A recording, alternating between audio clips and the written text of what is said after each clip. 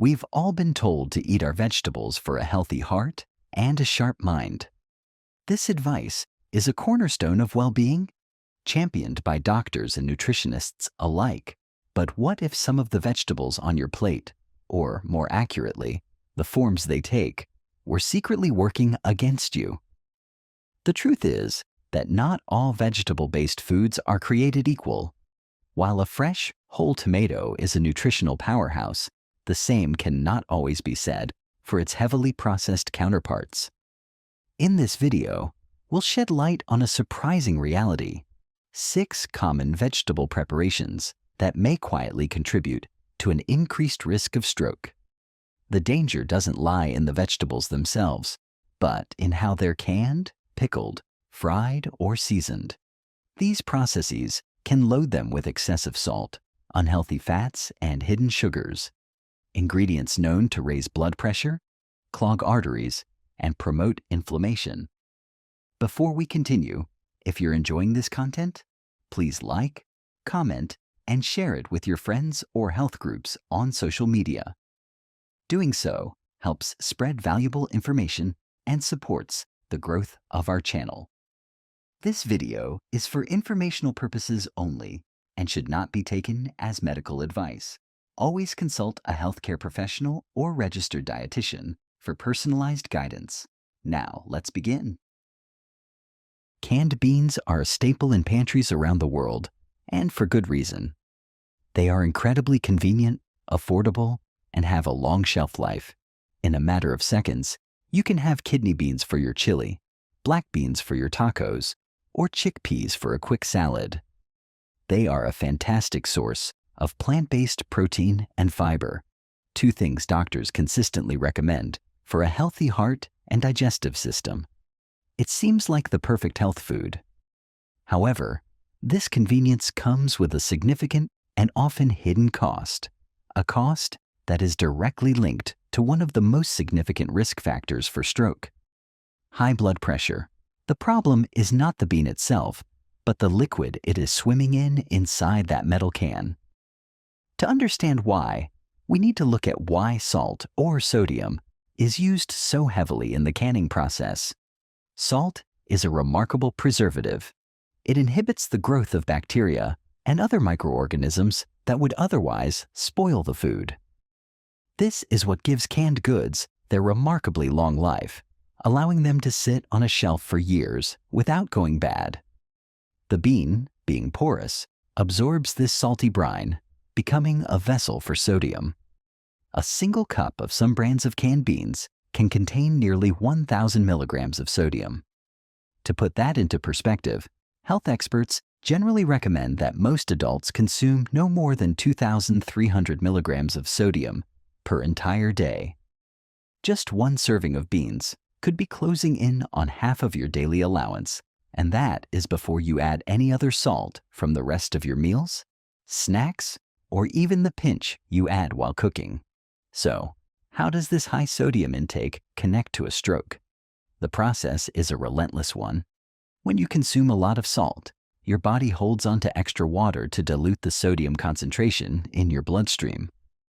Think of it like your body trying to balance the scales. This increase in total fluid volume means there is more liquid circulating through your blood vessels. More liquid in the same space leads to increased pressure, much like turning up the water pressure in a garden hose. This is high blood pressure. Now imagine this heightened pressure constantly pushing against the walls of your arteries, day after day, meal after meal. Over time, this constant force causes tiny tears and damage to the smooth, delicate inner lining of your blood vessels. This damage is the starting point for a cascade of problems. The body, in an attempt to repair these tears, sends sticky substances like cholesterol and plaque to patch them up. This is similar to using plaster to fix cracks in a wall. However, this repair job is not smooth. It creates rough, thick spots inside the arteries, narrowing the passageway through which blood can flow.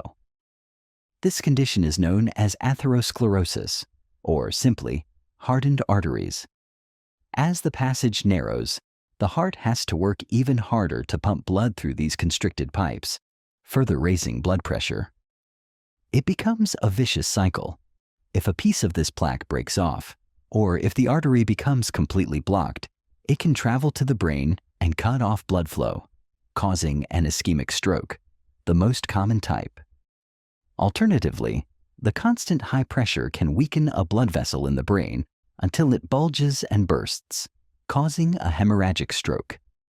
The path from a convenient can of beans to a life-altering stroke is a direct one, paved with excessive salt. The humble pickle holds a special place in many cuisines. That satisfying crunch and powerful tangy flavor can cut through the richness of a burger, accompany a sandwich, or even be enjoyed as a low-calorie snack straight from the jar. Made from cucumbers, pickles are often perceived as a harmless, even healthy, vegetable option. However, this perception is dangerously misleading. The process that transforms a mild, water-rich cucumber into a pungent pickle is the very same process that makes it a significant contributor to stroke risk. Unlike canned beans, where salt is a component of the preserving liquid, a cucumber is completely transformed when pickled, being submerged and saturated in a powerful brine. The pickling brine is a potent mixture of vinegar, water, and, most importantly, a very large amount of salt. This high-salt environment is essential for the fermentation process that creates the classic pickle flavor. During this process, the cucumber sits in this salty bath for days, weeks, or even longer.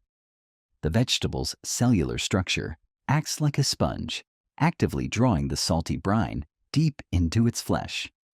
This is why a pickle does not just taste salty on the surface. The saltiness is infused throughout its entire structure. A single medium-sized dill pickle can contain over 1,200 milligrams of sodium, more than half of the recommended daily limit in one often overlooked food item. Many people do not stop at just one pickle, and they often consume them alongside other salty foods like deli meats and cheeses in a sandwich, creating a perfect storm of sodium intake in a single meal. The physiological impact of this sodium bomb is direct and severe. The moment a salty pickle is digested, the flood of sodium into the bloodstream triggers an immediate hormonal response. The body releases substances that make you feel thirsty, which is its way of trying to dilute the high salt concentration. If you drink water, the body will retain every drop it can, increasing overall blood volume. This leads to a rapid and significant spike in blood pressure. For individuals who already have high blood pressure, this spike can be particularly dangerous, putting immense strain on the cardiovascular system. For those with normal blood pressure, consistent consumption of high-sodium foods like pickles trains the body to maintain a higher blood pressure baseline over time. This constant state of elevated pressure is like constantly running an engine at high RPMs.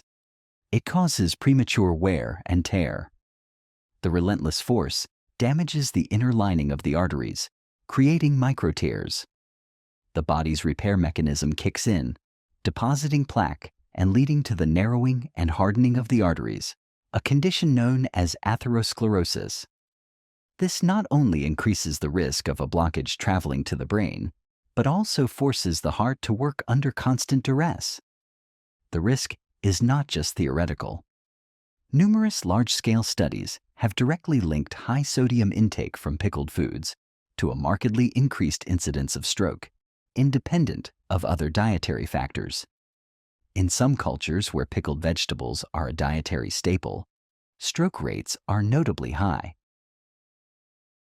Creamed spinach is a classic dish, often found on the menus of steakhouses and holiday dinner tables.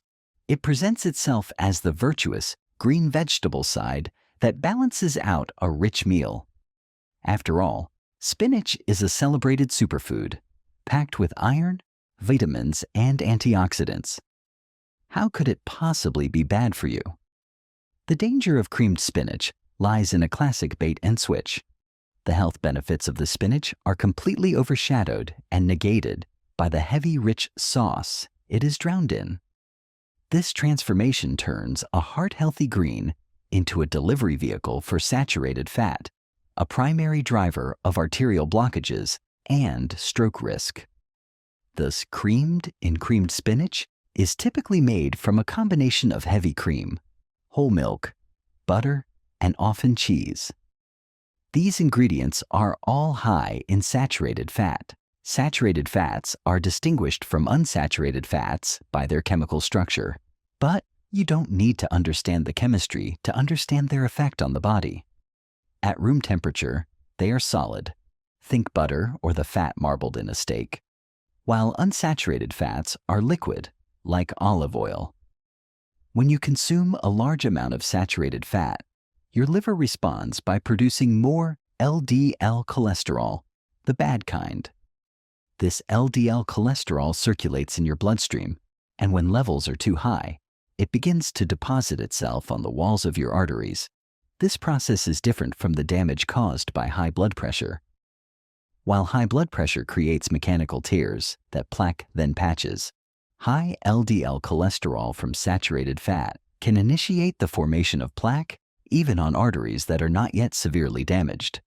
It sticks to the arterial walls, and white blood cells come to try to clean it up, but they get stuck too, forming a fatty, waxy substance called plaque. This plaque builds up slowly, silently narrowing the arteries over years and decades. This is the condition of atherosclerosis. A dish like creamed spinach, which seems so innocent, is actively supplying the raw materials for these blockages. The spinach's fiber and nutrients are powerless to stop this process when they are swimming in a sea of cream and butter. The consequence of this arterial narrowing is that blood flow to vital organs, including the brain, becomes restricted. The heart has to strain to push blood through these increasingly tight passages, which can lead to chest pain and other heart problems. Most critically for stroke risk, if a piece of this unstable plaque ruptures, a blood clot can form on top of it. This clot can then break free, travel through the bloodstream, and lodge itself in an artery leading to the brain, causing an ischemic stroke by cutting off the oxygen supply to a part of the brain. The saturated fat in that comforting dish of creamed spinach is, quite literally, helping to build the bullet that could one day cause that blockage. Tempura, with its ethereally light, crispy, and non-greasy coating, is often seen as a lighter fried food option. The batter is so thin and delicate, and it envelops beautiful pieces of fresh shrimp, broccoli, sweet potato, and zucchini. It feels sophisticated and somehow less guilty than a heavy basket of French fries. This perception, however, is a dangerous illusion. The cooking method of tempura, despite its delicate result, poses a severe threat to vascular health because of how its unique batter interacts with hot oil, leading to extreme oil absorption and the consumption of degraded inflammatory fats. The key to tempura's crispiness lies in its very simple batter, typically made from cold water and low-protein flour, and it is not mixed thoroughly, leaving lumps which create its characteristic lacy texture. The critical factor is the temperature of the oil. Tempura is fried at a very high heat for a short period of time. While this quick cooking creates a crisp shell, it also creates a phenomenon where the water inside the vegetable and the batter rapidly turns to steam and pushes outward. This action creates countless microscopic pores and tunnels within the batter as it sets. As soon as the tempura is pulled from the fryer, this porous, crunchy structure acts like a sponge, actively sucking the surrounding oil deep into its matrix as it cools. So, while it may not feel greasy to the touch, it is, in fact, holding a surprising amount of fat within its delicate structure. The type of oil used for frying is another major concern. For tempura to be cooked at such high temperatures, oils with a high smoke point are used, such as vegetable, canola, or peanut oil. When these oils are heated repeatedly to high temperatures as they are in restaurant settings, they begin to break down. This process, called oxidation, creates harmful compounds and free radicals. Consuming these degraded oils introduces oxidative stress into your body. Oxidative stress is an imbalance that leads to chronic inflammation and direct damage to your cells, including the cells that line your blood vessels. This damage is a primary trigger for the development of atherosclerosis. Furthermore, even fresh versions of these polyunsaturated oils are high in omega-6 fatty acids. While our bodies need some omega-6s, the modern diet is already excessively high in them compared to anti-inflammatory omega-3s. This imbalance itself promotes a state of chronic, body-wide inflammation. A warm bowl of tomato soup on a chilly day is the epitome of comfort. It feels wholesome, simple, and nutritious. Tomatoes are, after all, famous for containing lycopene, a powerful antioxidant linked to heart health. This is why it comes as a shock to many that a typical can of tomato soup from the grocery store is one of the biggest dietary saboteurs when it comes to stroke risk. The issue is not the tomato, but what food manufacturers add to it to make it appeal to the mass market.